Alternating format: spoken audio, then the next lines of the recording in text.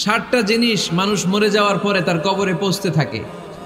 ইন্না মিম্মা ইয়ালহাকুল মুমিন মিন হাসানাতিহি বা'দা মাউতিহি, মানুষ মরে যাওয়ার পরেও যে 60টা জিনিস তার কবরে পৌঁছায় তার মধ্যে একটা হচ্ছে মসজিদান বানাহু, সে যে মসজিদ বানিয়ে গিয়েছে ওই মসজিদের সওয়াব। সুবহানাল্লাহ পড়েন। আপনি টাকা দিয়ে মসজিদ বানিয়ে দিলেন, ওই মসজিদে মুসল্লিরা নামাজ পড়ে, রোজাদাররা এসে ওখানে ইফতার খায়, তাহাজ্জুদ আদায়কারীরা তাহাজ্জুদ পড়ে, তাদের সওয়াবের কমতি হবে না, কিন্তু তাদের সওয়াবের একটা পার্সেন্টেজ সওয়াব যে ব্যক্তি মসজিদ বানালো তার আমলনামে আল্লাহ ঢুকিয়ে দেয়। সুবহানাল্লাহ বলতে পারলেন না? কি সুন্দর লিখেছেন কাজী নজরুল ইসলাম। কাজী নজরুল ইসলাম খুব সুন্দর করে বলেছেন, মসজিদেরই পাশে আমায় কবর দিও ভাই, ঠিক কিনা? মসজিদেরই পাশে আমায় কবর দিও ভাই, যেন গোরে হতে মুয়াজ্জিনের আযান শুনতে পাই।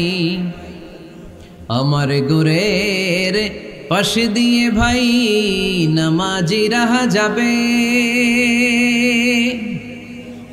পবিত্র সেই পায়ের ধ্বনি এ বান্দা শুনতে পাবে। গোরা যাব হতে গুনাহগার পাইবে রেহাই, মসজিদেরই পাশে আমায় কবর দিও ভাই। কত মানুষ নামাজি ভাই মসজিদাঙ্গিহীনাতে, আল্লাহর নামের জিকির করে লুকিয়ে গভীর রাতে।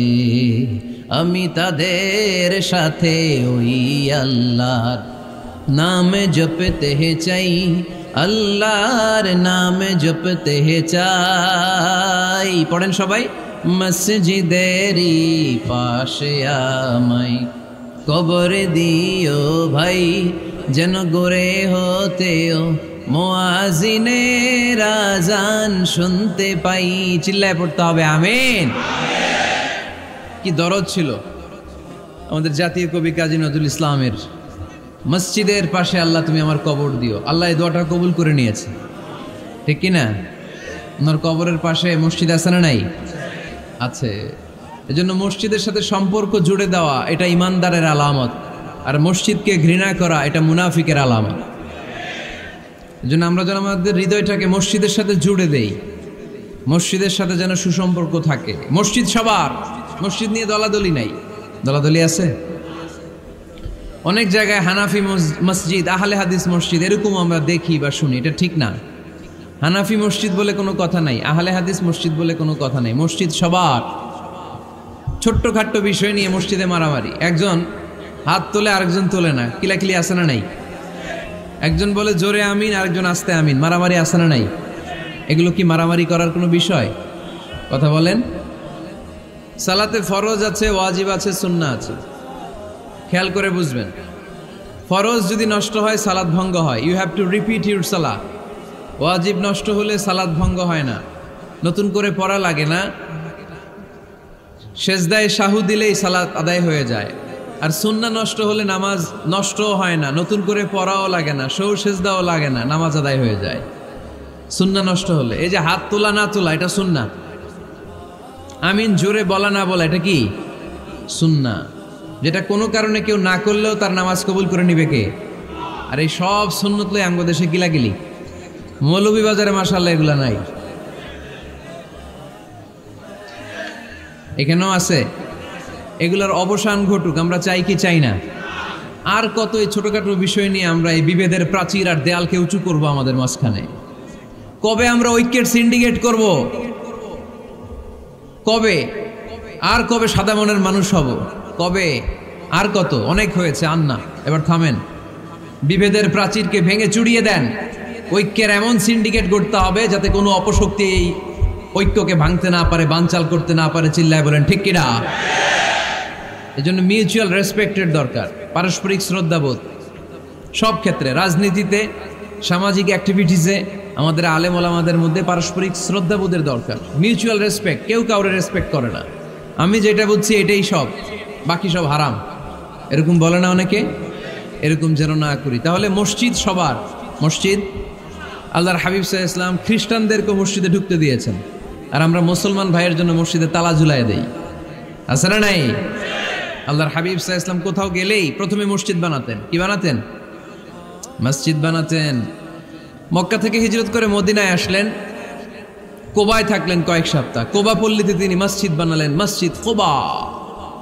ওখানে প্রতি শনিবার কেউ যদি অজু করে ওখানে যে 2 রাকাত নামাজ পড়ে, একটা কবুল ওমরার সওয়াব আল্লাহ তাআলা তার আমলনামায় দিয়ে দেয়। মসজিদে কোবা বানালেন। তারপরে মদিনায় এসে মসজিদে নববী বানালেন আল্লাহর হাবিব সাল্লাল্লাহু আলাইহি ওয়াসাল্লাম, মসজিদে নববী। এটা ছিল আল্লাহ রাসূল সাল্লাল্লাহু আলাইহি ওয়াসাল্লামের বৈশিষ্ট্য। কোথাও গেলেই তিনি মসজিদ বানাতেন, মসজিদে নববী। হায় রে, এখন তো কত সুন্দর মসজিদ আমরা দেখি, আমরা যে সালাত পড়ি। আল্লাহর হাবিব সাল্লাল্লাহু আলাইহি সাল্লামের সময় মসজিদে নববী কি এরকম ছিল? কথা বলেন। ফ্লোর ছিল বালুর ফ্লোর। কিসের ফ্লোর? আমাদের মসজিদের ফ্লোর কিসের? টাইলস। আর আল্লাহ রাসূল সাল্লাল্লাহু আলাইহি ওয়াসাল্লামের মসজিদে নববীর ফ্লোর কিসের? কথা বলে না। তো আওয়াজ করে উত্তর দেন না কেন? কষ্ট হচ্ছে? দুপুরে খাইছেন না সবাই? কেন খান নাই কেন? রোজা রাখছিলেন? হ্যাঁ, ফজর বাদে আইছি। আচ্ছা ঠিক আছে, ঠিক আছে। আচ্ছা আচ্ছা, সাউন্ড নাই, কথা শোনা যায় না? তো এটা শুনলা কেমনে? জিজ্ঞেস করলাম কথা শোনা যায় না, কয় না। তো এটা শুনলা কি করে? মানে অল্প শোনা যায়, তাই তো? একটু পরে আমার বিদায় ঘন্টা বাজবে, আমি চলে যাব। তোমরা ডিস্টার্ব করতে করতে আমার সময় শেষ। তোমরা ডিস্টার্ব করলে তোমাদের লস। আমি আমার টাইমের 1 মিনিটে বেশি যেতে পারবো না, কারণ এখানে আসরের সালাতের আজান শুরু হয়ে যাবে, এরপরে কোনো কথা নেই। আর বক্তব্য লম্বা করা এটা বেদাত। এই বেদাতকে আমি সুন্নাতের মধ্যে আনতে চাচ্ছি। একটা সময়ে একেবারে কমায় নিয়ে আসবো। এত প্রোগ্রামও আমি করতে চাই না। আমি ঘোষণা দিয়েছি আগামী বছরে সারা বাংলাদেশে আমার প্রোগ্রাম হবে 50টা। কয়টা? 50টা। এরপরের বছর 30টা, এরপরের বছর 20টা। বিভাগীয় প্রোগ্রাম করলেই চলবে আমার। এক এক বিভাগে যে 2 দিন 3 দিন খালাস। এত দরকার নেই, এত লম্বা চূড়ার বক্তব্যের দরকার নেই। আধা ঘন্টা চুপ করে শুনেন, কয়েকটা মেসেজ ড্রপ করি। Take it with you to your home, then practice and apply in the society. নিয়ে যান, আমল করেন, সমাজে কাজে লাগান। সমাজটা আলোকিত করে দিবে কে? খুতাবুকুম তাবিলা সালাওয়াতুকুম কাসীরা। আল্লাহর হাবিব সাল্লাল্লাহু আলাইহি ওয়াসাল্লাম বললেন, কিয়ামতের একটা আলামত, কিয়ামতের আগে তোমাদের বক্তব্য হয়ে যাবে লম্বা, সালাত হয়ে যাবে খাটো। সালাতের পরে তাসবিহ পড়তে চায় না লোকজন, ব্যস্ত, মহাব্যস্ত, সুপার বিজি। কোত্থেকে আসলে এই ব্যস্ততা? আপনি রবের সাথে মুনাজাত, না যাই ইউনাজি মুনাজাত, আপনার রবের সাথে একাকী নীরবে কথা বলতে মনে চায় না আপনার? এত তাড়াহুড়ো কিসের? ধীর স্থির হন, একটু স্থির হন, একটু মনোদৈহিক প্রশান্তি অর্জনের চেষ্টা করেন। সব সময় ব্যস্ত, ধাক্কাধাক্কি, উচ্ছৃঙ্খলা, এগুলো আমাদেরকে শেষ করে দিয়েছে। এজন্য লম্বা চোরা বক্তব্য ঠিক না। বক্তব্য শুনতে আমাদের ভালো লাগে, আমল করতে ভালো লাগে না। বক্তব্যটা শেষেই সিগারেট ধরায়, আছে না নাই? মাহফিল শেষেই বিড়ি ধরায়, কয় চমৎকার ওয়াজ করছে হুজুরে। ওয়াজটা সেরকম হয়েছে, অনেক কণ্ঠ সুন্দর হুজুরের। এতদিন ইউটিউবে দেখছি, আজকে সরাসরি দেখাইছি, আছে না নাই? তো কি লাভ হয়েছে? লাভটা হয়েছে কি? এই যে মাহফিল শেষে বিড়িটা ধরাইলেন আর গেলেন, কোনো লাভ হয় নাই। এগুলো থেকে বেরিয়ে আসতে হবে। বছরের পর বছর আমাদেরকে শেখানো হয়েছে একভাবে। কেউ এই পরিবর্তনের আওয়াজ তোলে নাই। আওয়াজ আপনাকে তুলতে হবে। আওয়াজ তোলার জন্য এত মানুষ লাগে না, আপনি একাই যথেষ্ট। আপনি দাঁড়ান না সামনে, দেখবেন আপনার সামনে কেউ টিকে থাকতে পারবে না, ঠিক কিনা? কিন্তু আপনার শক্ত সিদ্ধান্ত লাগবে। পরিবর্তনের জন্য শক্ত মানসিকতা লাগবে, যে আমি পরিবর্তন করতে চাই। We have to change. যুগ জামানা পাল্টে দিতে চাই না অনেকজন। এক মানুষই আনতে পারে জাতির জাগরণ। এক মানুষই বিপদকালে বাঁচায় কাফেলায়, ক্ষুদ্র ডিঙ্গি বাঁচায় জাহাজ অসীম দরিয়ায়। এজন্য আপনার শক্ত সিদ্ধান্ত পারে আপনার মৌলভীবাজারটাকে দেশের শ্রেষ্ঠ জেলা, শ্রেষ্ঠ থানা হিসেবে আল্লাহর কাছে কবুল করতে, ঠিক কিনা? এজন্য লম্বা চূড়া আলোচনা ঠিক না। ছোটখাটো অল্প কয়েকটা মেসেজ নিয়ে যেতে পারলেই that's enough. One of the minor signs before the day of judgment, your Islamic lectures will be very longer and your salah 5 times a day will be shorter. কিয়ামতের আগে বক্তব্য লম্বা, নামাজ খাটো, তাসবিহ পড়ে না, ব্যস্ত, মহাব্যস্ত। এই মহাব্যস্ততা ছাড়েন, কোরআন সুন্নাহর দিকে ফিরে আসেন। বরকত দিবে কে? বিশ্বনবীর মসজিদে নববীর ফ্লোর বালুর ফ্লোর ছিল, আমাদের ফ্লোর টাইলস। আল্লাহর হাবিব সাল্লাল্লাহু আলাইহি ওয়াসাল্লামের মসজিদে বালি নিচে, এই বালিতে নামাজ পড়তেন। বৃষ্টি হলে কাদামাটি হয়ে যেত, কাদামাটিতেই সেজদা করতেন। সেজদা করলে কাদার মাটি আল্লাহর হাবিব সাল্লাল্লাহু আলাইহি ওয়াসাল্লামের নাকে আর কপালে লেগে যেত। তিনি সালাম ফিরিয়ে সাহাবাদের দিকে মুখ ফিরিয়ে বসলে দেখতেন প্রতিটা সাহাবীর নাকে আর কপালে কাদার মাটি মিশে আছে। তার মানে প্রিয় নবী সাল্লাল্লাহু আলাইহি ওয়াসাল্লামের মসজিদে নববী ছিল কাঁচা, কিন্তু মুসল্লি ছিল পাকা। আমাদের মসজিদগুলা হয়েছে পাকা, কিন্তু মুসল্লি কাঁচা, ঠিক কিনা? ফজরের সালাতে মানুষ নাই।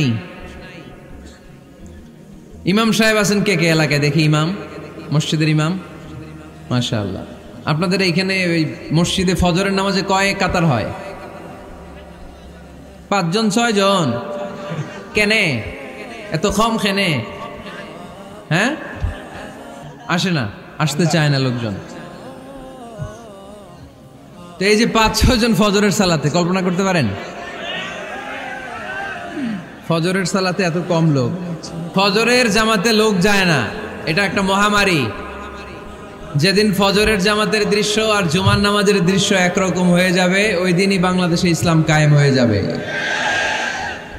এখন স্লোগান তুলে বিপ্লব বিপ্লব, ইসলামী বিপ্লব।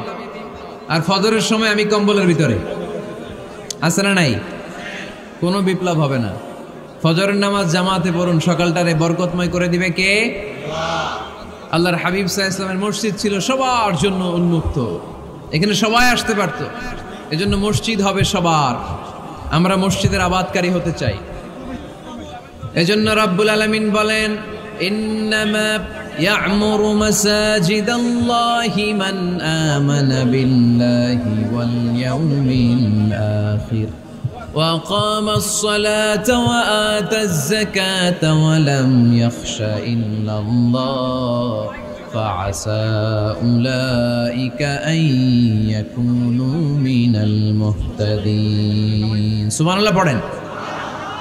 রব্বুল আলামিন বললেন মসজিদের আবাদকারী হবে তারা যারা আল্লাহর প্রতি ঈমান আনে, আখিরাতের প্রতি ঈমান আনে, যারা সালাত কায়েম করে, যারা যাকাত আদায় করে, যারা দুনিয়ার কাউকে ভয় পায় না, ভয় পায় একজনকে। চিল্লায় বলেন তিনি কে?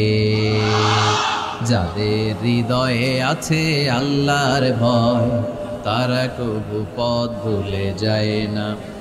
আল্লাহর প্রেম ছাড়া এই দুনিয়া কারো কাছে কোনো কিছু চায় না, ঠিক কিনা? তাহলে যারা মসজিদের আবাদকারী এরা ভয় পায় একজনকে। চিল্লায় বলেন তিনি কে? মসজিদের আবাদকারীদের প্রথম গুণ, তারা আল্লাহ বিশ্বাস করে, তারা আখিরাতে বিশ্বাস করে, তারা সালাত কায়েম করে, তারা যাকাত আদায় করে, তারা আল্লাহ ছাড়া পৃথিবীর কাউরে ভয় পায় না। আল্লাহ বলেন ফাআসা উলাইকা আইয়াকুনু মিনাল মুহতাদিন। আশা করা যায় তারাই হলো হেদায়েতের রাস্তার উপরে আছে, ঠিক কি না? তারাই মসজিদের আবাদকারী, যারা মসজিদে যায়, সালাত আদায় করে। এখন মসজিদের আবাদকারী আপনি হতে চান, আপনি মসজিদে যান না, আপনি আবাদকারী হতে পারবেন? মসজিদের অনেক সভাপতি আছে, মসজিদে যায় না, আছে না নাই? মৌলভীবাজারে এই সমস্যা বোধহয় নাই। মসজিদের সেক্রেটারি মসজিদে যায় না, আছে না নাই? তাহলে হইল, এটা হইল, এটা মেনে নেওয়া যায়? এজন্য সভাপতি সাহেবরা, আপনি কষ্ট করে মসজিদ বানিয়েছেন, মসজিদে যাবেন। সভাপতি সাহেব আপনি মসজিদে যাবেন, সেক্রেটারি সাহেব আপনি মসজিদে যাবেন, তাহলে আপনি সঠিক মসজিদের আবাদকারী হবেন, ঠিক কিনা? আমরা মসজিদের আবাদকারী হতে চাই ইনশাআল্লাহ। পড়েন উমরানুল মাসাজিদ। মসজিদের আবাদ কি করে করতে হয়? মসজিদ আবাদ করার 1 নাম্বার মাধ্যম হচ্ছে মসজিদ নির্মাণ করা। কি করা?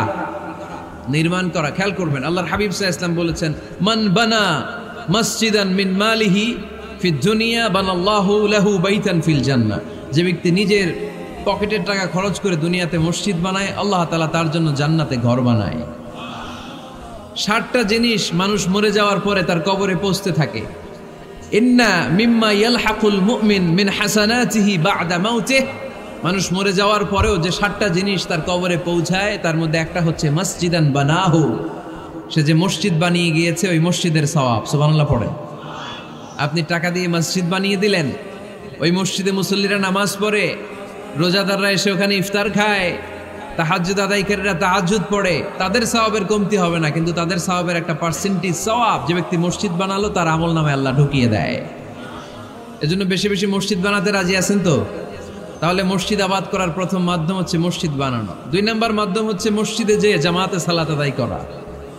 জামাতে সালাতুল জামাআ তাফদুলু সালাতাল ফাযযি বি27 দারাজা। ঘরে নামাজ পড়লে একা একা পড়লে যেই সওয়াব, জামাতে পড়লে 27 গুণ বেশি সওয়াব। সুবহানাল্লাহ বলতে পারলেন না? হে নামাজি আমার ঘরে নামাজ পড়ো আজ, দিল মে তোমার চরণ তলে হৃদয় যায় নামাজ। হে নামাজি আমার ঘরে নামাজ পড়ো আজ, দিল মে তোমার চরণ তলে হৃদয় যায় নামাজ। পড়েন আল্লাহু আকবার। কি সুন্দর লিখেছেন কাজী নজরুল ইসলাম। মসজিদ কেমন যেন মসজিদ তার নিজের ভাষায় আল্লাহর কাছে কেঁদে কেঁদে ফরিয়াদ জানায়, আল্লাহ নামাজিরা আমার ঘরে আসে না, কি সুন্দর টাইলস, কি সুন্দর মুসল্লা, কি সুন্দর এয়ার কন্ডিশন, সব আছে কিন্তু মুসল্লি নাই, ঠিক কিনা? মসজিদগুলো আল্লাহর কাছে ফরিয়াদ জানায়। এজন্য আমরা যেন মসজিদমুখী হই। কি মুখী? আওয়াজ করে বলতে হবে, কি মুখী? মসজিদমুখী। তাহলে মসজিদ আবাদের 1 নম্বর পদ্ধতি মসজিদ বানানো। 2 নম্বর মসজিদে বেশি বেশি যে জামাতে সালাত আদায় করা। 3 নম্বরে মসজিদের সাথে সম্পর্ক জুড়ে দেওয়া, হৃদয়টা যেন সবসময় মসজিদের সাথে লেগে থাকে। আল্লাহর হাবিব সাল্লাল্লাহু আলাইহি ওয়াসাল্লাম বললেন, সাবআতুন ইউযিল্লুহুমুল্লাহু ফি যিল্লি ইয়াওমা লা যিল্লা ইল্লা যিল্লু। 7 শ্রেণীর ব্যক্তিকে আল্লাহ তাআলা কিয়ামতের দিন আরশের নিচে ছায়া দিবে, যেদিন আল্লাহর আরশের ছায়া ছাড়া কোনো ছায়া পৃথিবীতে থাকবে না। সেই দিনটা কি এই দিনের মতো? কিয়ামতের দিনটা আজকের এই দিনের মতো হবে? 50,000 বছর হবে। এটা লেন্থ, এটা ডিউরেশন। কাআন সাফসাফা লা তারা ফিহা ইওয়াজা ওয়ালা আমতা, লেভেল প্লেইন ফিল্ড, তামার জমিন। একটু কল্পনা করেন তো ওই দিনটা কত ভয়ঙ্কর। বাবা ছেলেরে চিনবে না ওই দিন, ছেলে বাবারে চিনবে না, স্ত্রী স্বামীকে চিনবে না, স্বামী স্ত্রীকে চিনবে না, পীর সাহেব মুরিদ চিনবে না, মুরিদ পীর সাহেবকে চিনবে না, নেতা কর্মীকে চিনবে না, কর্মী নেতাকে চিনবে না। হায় হায়, ইয়া নাফসি ইয়া নাফসি বলে কাঁদবে। সূর্যটা মাথার কাছে চলে আসবে, সূর্যের তাপে মাথার মগজগুলো গলে গলে নাকের ছিদ্র আর কানের ছিদ্র দিয়ে টপ টপ করে বেয়ে বেয়ে পড়বে। তৃষ্ণায় মানুষগুলো পাগল পাড়া, জিহ্বাটা বের হয়ে নাভি পর্যন্ত ঝুলতে থাকবে। সেদিন সবাই পাগলের মতো ছুটতে থাকবে, কোনো ছায়া নাই আল্লাহর আরশের ছায়া ছাড়া। আল্লাহর হাবিব বললেন 7 শ্রেণীর ব্যক্তিকে আল্লাহ তাআলা আরশের নিচে ছায়া দিবেন। এর মধ্যে 1 শ্রেণীর ব্যক্তি রাজুলুন কলবুহু মুআল্লাকুন বিল মাসাজিদ, ওই ব্যক্তি যার হৃদয়টা সবসময় আল্লাহর মসজিদের সাথে লেগে থাকে। মসজিদের সাথে যার হৃদয় লেগে থাকে তাকে আরশের নিচে ছায়া দিবে কে?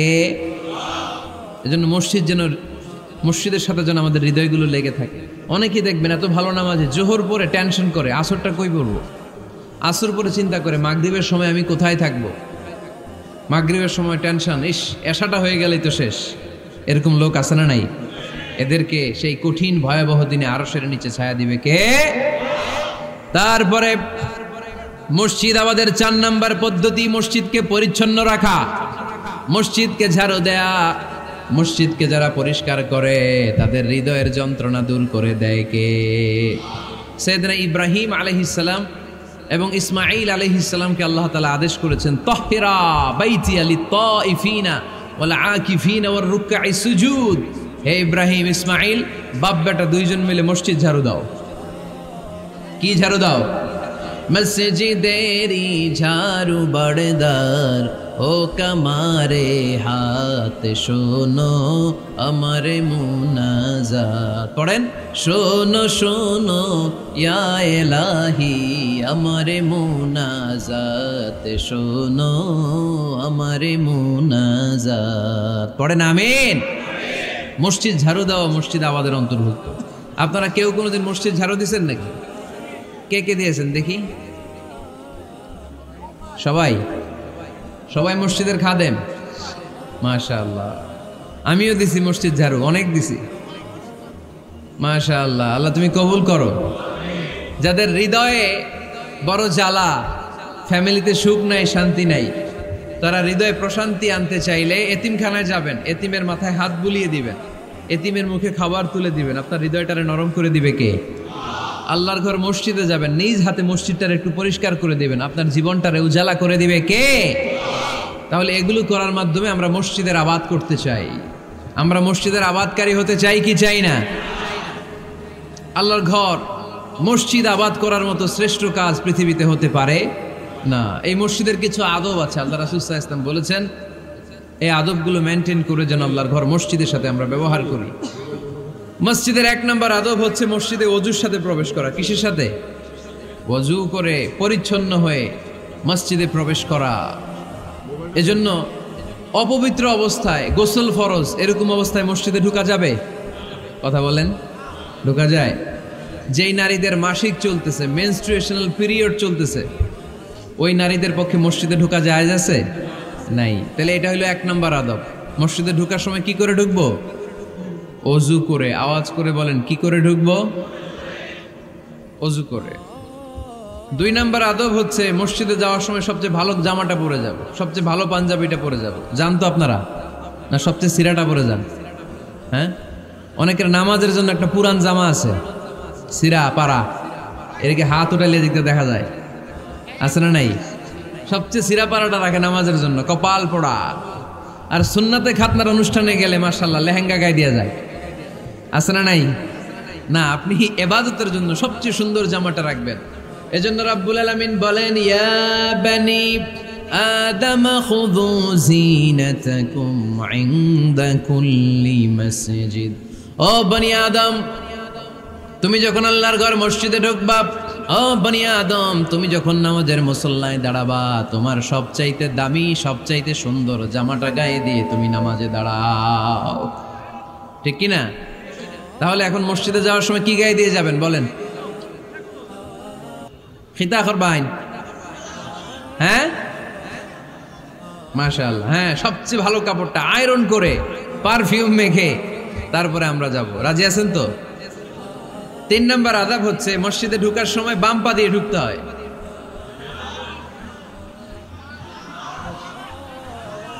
কোন পা? আরো জোরে। এদেরকে গুতা মারা লাগে, নাইলে আওয়াজ বাড়ে না। এরকম ভলিউম টাইট করতে হয়, ভলিউম হাই করলে আর করে বাড়ে, এমনি বলতে চায় না। আর ঘটনা কি? হ্যাঁ, খায় নাই। বদরের যুদ্ধ হয়েছিল রমাদানে, কোন সাহাবী খায় নাই, না খাইয়া একেবারে সাইজ করে দিছে কাফেরদেরকে। আমরা না খেলেও আমাদের হৃদয়ে ইমানি শক্তি আছে না নেই? এই তো বোঝা যাচ্ছে ইমানি শক্তি আছে। এতক্ষণ আছিল কই? তো মসজিদে ঢোকার সময় কোন পা দিয়ে? এগুলো মনে থাকে আমাদের?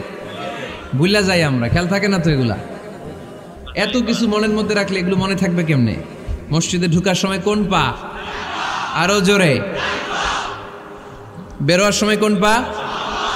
মনে থাকবে? মসজিদে যখন ঢুকবেন ডান পা দিয়ে ঢুকবেন, আর দোয়া পড়বেন, আউযু বিল্লাহিল আযীম ওয়া বিওয়াজহিল কারীম ওয়া সুলতানিহিল কদীম মিনাশ শাইতানির রাজীম। বিষ্ণু সাল্লাল্লাহু আলাইহি ওয়াসাল্লাম বললেন, যে ব্যক্তি মসজিদে ঢোকার সময় এই দোয়াটা পড়বে, শয়তান আফসোস শুরু করে। সে বলে, হায় হায়, আজকের দিনের জন্য, সারা দিনের জন্য তো তুই আমার ওয়াসওয়াসা থেকে বেঁচে গেলি।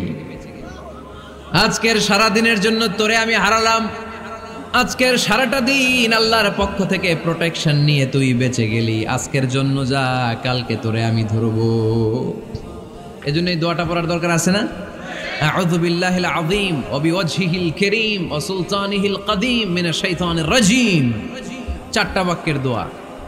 মুখস্থ করতে কষ্ট হলে যে ইউটিউবে চলে যাবে আজকেই, ওখান থেকে শুনে আপনারা মুখস্থ করে নেবেন, এই দোয়াটা পড়বেন। তাহলে ওই দিনের জন্য শয়তানের ওয়াসওয়াসা, টেম্পটেশন, প্রভোকেশন থেকে আপনি আল্লাহ তাআলার প্রোটেকশনে চলে গেলেন। সুবহানাল্লাহ পড়েন।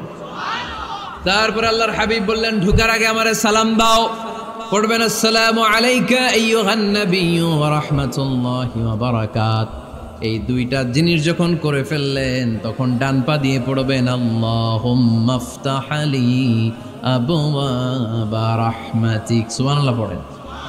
আল্লাহুম্মা ইফতাহ লি, ও আল্লাহ আমার জন্য তুমি খুলে দাও, আবওয়াবা রাহমাতিক, তোমার রহমতের দরজা। তার মানে মসজিদে ঢুকলে রহমত পাওয়া যায় কি যায় না? মসজিদে ঢুকলে পাওয়া যায় রহমত, মসজিদের বাইরে রহমতের কথা আল্লাহ বলে নাই। মসজিদের ভিতরে রহমত। কোথায় রহমত? কোথায়? মসজিদের ভিতরে রহমত আছে না? তার প্রমাণ মসজিদে ঢুকলেই শান্তি লাগে কেমন জানি, আর ঘুমে ধরে। মসজিদে ঘুমাইছেন কারা কারা দেখি? সবাই ঘুমাইছেন? আরে আমি কত ঘুমাইছি। জুমার নামাজের সময় যে কি ঘুম আসে, আসে আসে কমন পড়ছে, একেবারে কমন পড়ে গেছে। ঘুম আসে কারণ রহমতের ঝিরি ঝিরি বাড়ি ধারা আল্লাহ তাআলা আরশের উপর থেকে নাজিল করতে থাকে, আর এই রহমতের কারণে হৃদয়টা প্রশান্ত হয়ে যায়, অনেকের ঘুমও চলে আসে, ঠিক কি না? এজন্য আল্লাহুম্মা ইফতাহ লি আবওয়াবা রাহমাতিক, ও আল্লাহ তোমার রহমতের দরজাগুলো আমার জন্য খুলে দাও। এই দোয়া পড়লে রহমতের দরজা খুলে দেয় কে? আবার মসজিদ থেকে যখন বের হবেন তখন কোন পা দিয়ে? জোরে বলেন। বাম পা দিয়ে কি পড়বেন? আল্লাহুম্মা ইন্নী আসআলুকা মিন ফাদলিক, ও আল্লাহ তোমার কাছে আমি তোমার পক্ষ থেকে ফদল চাই, মানে রিজিক চাই। রিজিক দেয়ার মালিক কে? তার মানে খুব সোজা সাপটা কথা হচ্ছে, মসজিদের ভিতরে পাওয়া যায় রহমত, আর বাইরে পাওয়া যায় ফদল বা রিজিক। বাইরে পাওয়া যায় কি? রিজিক। মসজিদের ভিতরে রিজিক আছে, তার মানে সারাদিন মসজিদে বসে থাকলে রিজিক মিলবে। নামাজের সময় নামাজ পড়তে হবে, কাজের সময় কাজ করতে হবে, এটাই হচ্ছে ইসলামের বিধান। নামাজের সময় নামাজ, কাজের সময়। আমি প্রশ্ন করব, আওয়াজ করে উত্তর দেন। নামাজের সময়, কাজের সময়, নামাজের সময়, কাজের সময়, এটা মনে থাকবে। এজন্য আল্লাহ বললেন ফাইদা কুদিয়াতিস সালাতু ফান্তাশিরু ফিল আরদি ওয়াবতাগু মিন ফাদলিল্লাহ, যখন তোমাদের সালাত শেষ হয়ে যায় আল্লাহর রিজিক অন্বেষণের জন্য আল্লাহর জমিনে তোমরা ছড়িয়ে যাও। নামাজের সময় আসবেন, নামাজ শেষ বের হয়ে যান। ফান্তাশিরু ফিল আরদ, জমিনে ছড়িয়ে পড়ো।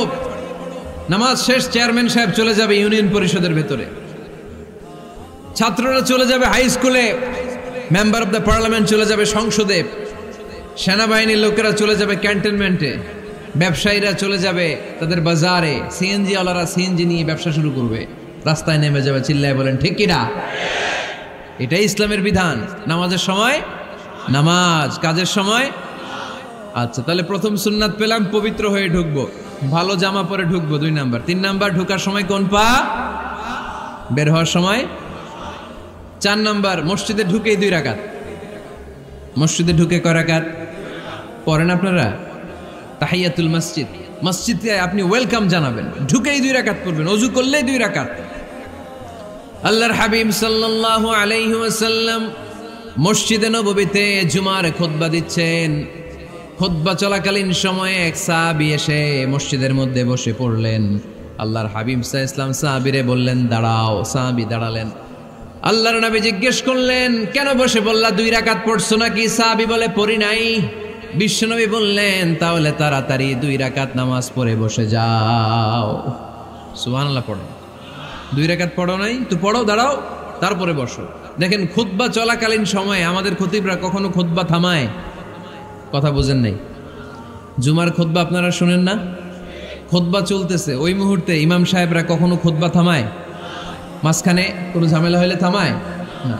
প্রথম খুতবা শেষ, বসে, তারপরে দ্বিতীয় খুতবা। খুতবার মাঝখানে কোনো থামাথামি নাই। কিন্তু আল্লাহর হাবিব সাল্লাল্লাহু আলাইহি সাল্লাম কেমন খতিব ছিলেন দেখেন। আল্লাহর হাবিব সাল্লাল্লাহু আলাইহি সাল্লামের খুতবা দেওয়ার স্টাইল এন্ড অ্যাটিটিউড এবং আমাদের খুতবা দেওয়ার স্টাইল এন্ড অ্যাটিটিউড, আল্লাহ রাসূল সাল্লাল্লাহু আলাইহি সাল্লামেরটা কত প্রাণবন্ত ছিল। আল্লাহ রাসূল সাল্লাল্লাহু আলাইহি সাল্লাম সোসাইটি ওরিয়েন্টেড একজন পার্সোনালিটি ছিলেন, সমাজের মানুষ কেন্দ্রিক, খুব সামাজিক ছিলেন আল্লাহ রাসূল সাল্লাল্লাহু আলাইহি সাল্লাম। তিনি দেখলেন একজন বসে পড়ছে, উনি খুতবা থামায় দিলেন। জুমার খুতবা থামায় বললেন এই নামাজ পড়ছো না, পড়ো 2 রাকাত পড়ো। আবার খুতবা শুরু করলেন। সুবহানাল্লাহ পড়বেন না? একবার তিনি খুতবা দিচ্ছেন, দেখলেন আল্লাহ রাসূল সাল্লাল্লাহু আলাইহি ওয়াসাল্লামের 2 জন নাতি হাসান আর হুসাইন রাদিয়াল্লাহু তাআলা আনহুমা, ছোট্ট মানুষ, কাতারের ভিতরে ঢুকে কোন সাহাবী টুপি টান দেয়, কারো পাগড়ি ধরে টান দেয়, একজন এদিকে দৌড় দেয়, আরেকজন ওদিকে দৌড় দেয়। মসজিদে একটা ডিস্টার্ব হচ্ছে। আল্লাহর হাবিব সাল্লাল্লাহু আলাইহি ওয়াসাল্লাম খুতবা থামিয়ে দিলেন, মিম্বার থেকে নেমে আসলেন, 2 নাতিকে 2 হাতে ধরলেন, ধরে আস্তে করে জান্নাতের এই 2 সর্দারকে নিয়ে মিম্বারের উপরে দাঁড়ালেন। এই হাতে এই নাতি, ওই হাতে আরেক নাতি। এরপর দাঁড়িয়ে দাঁড়িয়ে তিনি বাকি খুতবা দিলেন। পড়েন সুবহানাল্লাহ। কত প্রাণবন্ত খুতবা। উনিও খুতবা দিতেন, আমরাও খুতবা দেই। আল্লাহর হাবিব সাল্লাল্লাহু আলাইহি ওয়াসাল্লাম খুতবা দিচ্ছেন, এক সাহাবী এসে বলল ইয়া রাসূলুল্লাহ, মদিনায় দুর্ভিক্ষ, বৃষ্টি নাই, আপনি বৃষ্টির দোয়া করেন। রাসূল সাল্লাল্লাহু আলাইহি ওয়াসাল্লাম খুতবা থামায় দিলেন। থামাই দিয়ে দোয়া শুরু করলেন, আল্লাহুম্মা আসকিনা গাইসান মুগীসান মারিআন মুরিআন নাফিআন গায়রা দার আজিলান গায়রা আজল। আল্লাহ উপকারে বৃষ্টি দেন, যে বৃষ্টিতে আমাদের ফসল জন্মাবে, সবুজ ঘাস লতা পাতা জন্মাবে, আমাদের গবাদি পশুর রিজিক বাড়বে, এরকম উপকারে বৃষ্টি আমাদেরকে দিয়ে মদিনাটারে ধন্য করে দেন। বৃষ্টি শুরু হলো, জুমাবার বৃষ্টি, শনি রবি সোম মঙ্গল বুধ বৃহস্পতি শুক্র, টানা 7 দিন বৃষ্টি। এবার বৃষ্টির চোটে মদিনায় বন্যা হয়ে গেছে। এতদিনে দুর্ভিক্ষ, এতদিনে কি, এখন বৃষ্টির বরকতের দোয়া করছে, বৃষ্টিতে এবার বন্যা। যেই সাহাবী বৃষ্টির জন্য দোয়া করতে বলেছিলেন, পরের জুমাবারের খুতবার সময় এসে ওই সাহাবী বলেন, ইয়া রাসূলুল্লাহ, আবার খুতবার মাঝখানে, ইয়া রাসূলুল্লাহ, আর বৃষ্টির দরকার নাই, আর দরকার নেই, এবার বৃষ্টি বন্ধের দোয়া করেন। আল্লাহর হাবিব সাল্লাল্লাহু আলাইহি ওয়াসাল্লাম খুতবা থামিয়ে আবার বন্ধের দোয়া, আল্লাহুম্মা হাওয়ালাইনা ওয়ালা আলাইনা, হে আল্লাহ আমাদের চারিদিকে দেন, মদিনাতে আর বৃষ্টির দরকার নাই। চিল্লায় পড়েন সুবহানাল্লাহ। এজন্য খতিব হবে এরকম প্রাণবন্ত খতিব।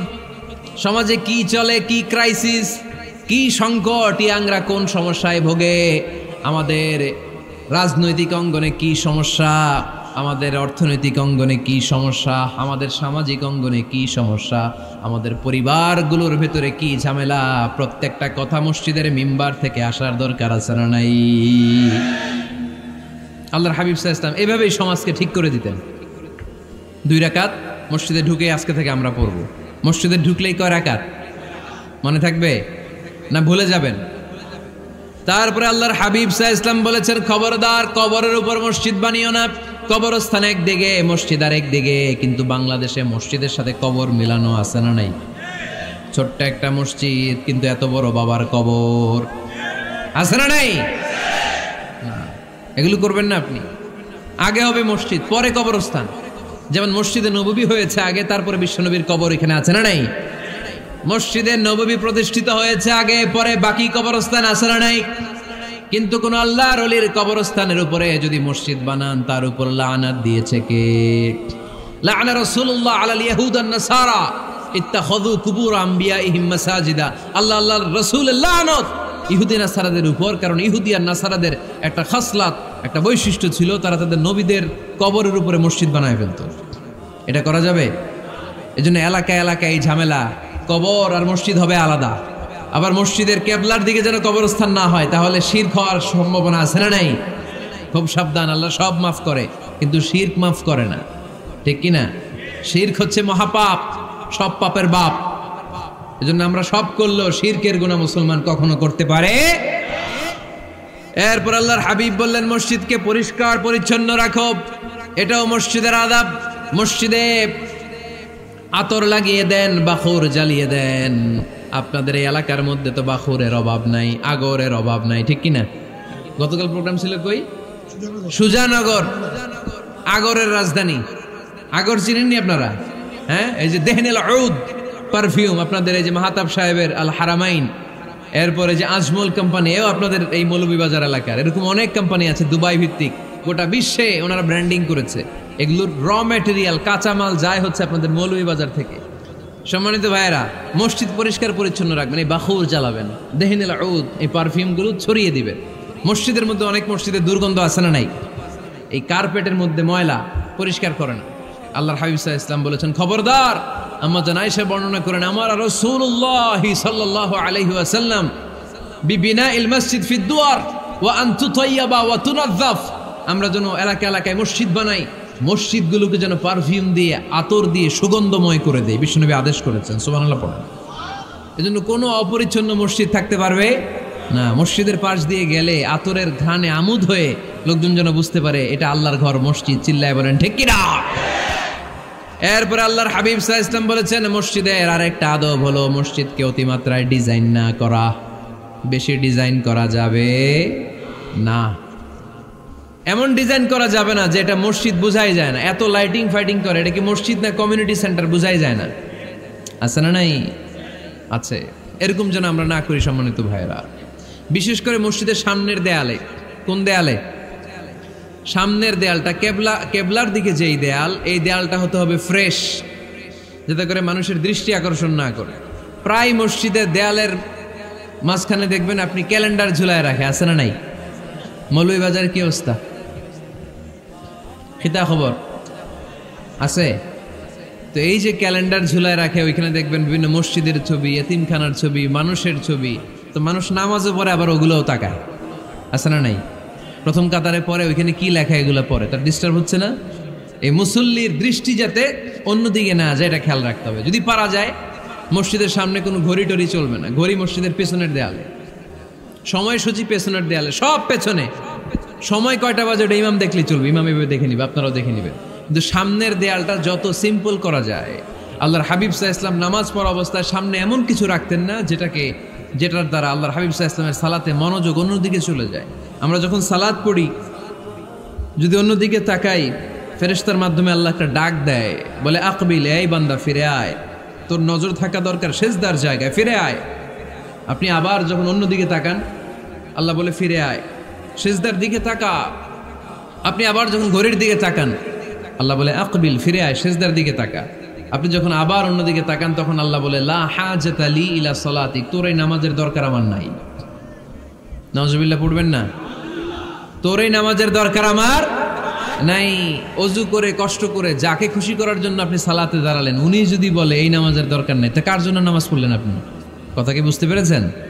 এই জন্য এলাকার গণ্যমান্য ব্যক্তিবর্গ আছে, আমাদের চেয়ারম্যান সাহেব আছে, আরো অন্যান্য বিজনেস ম্যাগনেটরা আছে, আপনারা মসজিদ যখন নির্মাণ করবেন, সামনের দেয়ালটা যত সাদামাটা হতে পারে ততই ভালো। এমনকি জায়নামাজের মধ্যে এখন কাবা ঘরের ছবি আছে না নাই? আছে না? কি মুসলমান আমরা, নিজের কাবারে নিজে লাথি মারি নামাজের আগে, মনের অজান্তে নিজের কাবাকে নিজে লাথি মারছি। এরকম জায়নামাজ ব্যবহার করা নিষেধ, চিল্লায় বলেন ঠিক কিনা? সাদা ফ্রেশ জায়নামাজ বাজারজাত করেন, আপনাদের সিদ্ধান্তই ওনাদের ব্যবসা বয়কট হয়ে যাবে। আপনারা যদি এখন থেকে মসজিদের মিনারা আর কাবা ঘরের যে প্রতিকৃতি বা ছবি, এরকম ছবি সম্বলিত জায়নামাজ কিনা বন্ধ করে দেন, এদের মার্কেট থাকবে? কথা বলেন। কালকে থেকে আমরা জায়নামাজ কেনার সময় ফ্রেশ জায়নামাজ কিনবো। কোনো মসজিদ, কোনো মিনার, আমাদের কাবা ঘরের ছবি সম্বলিত কোনো জায়নামাজ কিনা যাবে? আওয়াজ করে বলেন, যাবে? যাবে না। এগুলো হচ্ছে মসজিদের আদাব, এগুলো রক্ষা করে মসজিদে ঢোকার দরকার আছে না নাই? পৃথিবীতে 3টা মসজিদ সবচাইতে শ্রেষ্ঠ মসজিদ, কয়টা? আওয়াজ করে বলেন না। 1 নাম্বার মসজিদুল হারাম, ফাওয়াল্লু উজুহাকুম শাতরা, যেখানেই তোমরা নামাজ পড়ো না কেন মসজিদের হারামের দিকে হয়ে নামাজ পড়ো। কেবলা কোন দিকে আজকে? এদিকে, এইদিকে কেবলা। আমি যদি এদিকে হয়ে পড়ি, নামাজ হবে না? হবে না কেন? কারণ কেবলামুখী হয়ে নামাজ পড়া ফরজ। চিল্লায় বলেন ঠিক কিনা? মসজিদুল হারাম পৃথিবীর প্রথম মসজিদ। ওখানে একটা ঘর আছে, ঘরটার নাম হলো কাবা। ইন্না আউওয়ালা বাইতিন উদিআ লিন-নাসি লাল্লাযী বিবাক্কাতা মুবারাকা। এই পৃথিবীর প্রথম ঘর, যেই ঘরটা স্থাপিত হয়েছে বাক্কা শহরে। বাক্কা মক্কার আগের নাম, এখন শহরের নাম মক্কা। আগে নাম ছিল কি? সবাই বলেন, কি নাম ছিল? বাক্কা। এটা পৃথিবীর আদি ঘর। সব নবীদের পরশধন্য পদধূলিতে এই জায়গাটা বরকতময় হয়েছে। এটা এমন ঘর, যেই ঘরের চারদিকে 1 রাকাত নামাজ পড়লে 1 লক্ষ রাকাতের সওয়াব পাওয়া যায়। হজ উমরা করেছেন কে কে দেখি? হজ উমরা করেছেন আপনারা না? মাশাআল্লাহ। আমরা যারা করতে পারি নাই, আল্লাহ তাদেরকেও তৌফিক দাও। আমরা যেন এই কাবা ঘরে যে প্রাণ ভরে সালাত আদায় করতে পারি, আল্লাহ তৌফিক দান করো। আমরা যেন মসজিদে নববীতে যে প্রাণ ভরে সালাত পড়তে পারি, তৌফিক দান করো। আল্লাহর হাবিব সাল্লাল্লাহু আলাইহি ইসলামের কবরের সামনে দাঁড়িয়ে যেন আমরা প্রাণ খুলে মন প্রাণ উজাড় করে বিশ্বনবী সাল্লাল্লাহু আলাইহি ইসলামকে সালাম দিতে পারি, আল্লাহ তৌফিক দান করো। এই কাবা ঘরকে কেন্দ্র করে প্রতিদিন 100টা রহমত নাজিল হয়। আওয়াজ করে বলেন, কয়টা? আল্লাহর হাবিব বললেন, প্রতিদিন প্রতিনিয়ত 100টা রহমত নাজিল হতেই থাকে। 60টা রহমত তাদের উপর নাজিল হয় যারা কাবা ঘরের চারদিকে তাওয়াফ করে। 40 লিল মুসাল্লিন, বাকি 40টা নাজিল হয় যারা কাবা ঘরের পাশে নামাজ পড়ে। 20 লিন নাযিরিনা ইলাল কাবা, বাকি 20টা রহমত প্রতিনিয়ত নাজিল হয় যারা তাওয়াফ করে না, সালাত আদায় করে না, শুধু কাবার গিলাফের দিকে তাকিয়ে থাকে। কাবার দিকে তাকায় থাকলেই সওয়াব। সুবহানাল্লাহ পড়েন। 1 রাকাতে কয় লক্ষ রাকাতের সওয়াব। এজন্য আল্লাহর হাবিব সাল্লাল্লাহু আলাইহি ওয়াসাল্লাম বলেছেন, লা তুশাদ্দুর রিহাল ইল্লা ইলা সালাসাতি মাসাজিদা। স্পেশাল ভার্চু এন্ড রিওয়ার্ড, বিশেষ সওয়াবের নিয়তে পৃথিবীর এই 3টা জায়গা ছাড়া কোথাও নিয়ত করে ভ্রমণ করা জায়েজ নাই।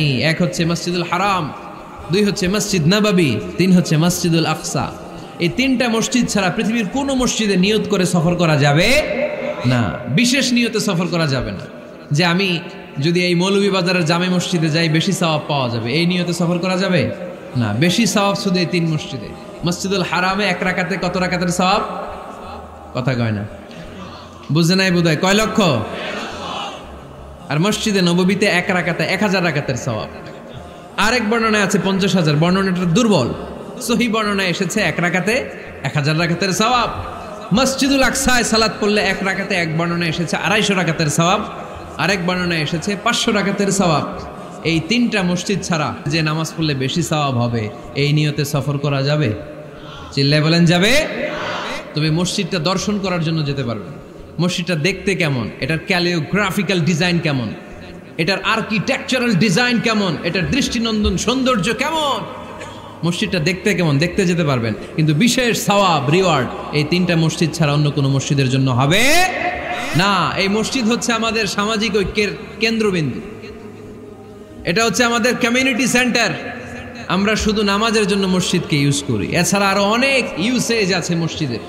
খেয়াল রাখবেন, আমাদের মুসলমানদের মসজিদ হিন্দুদের মন্দিরের মতো নয়। কোথায় আজান হইছে? শেষ করে দিব না? সুবহানাকাল্লাহুম্মা ওয়া বিহামদিকা আশহাদু আল্লা ইলাহা ইল্লা আনতা আস্তাগফিরুকা ওয়া আতুবু ইলাইক।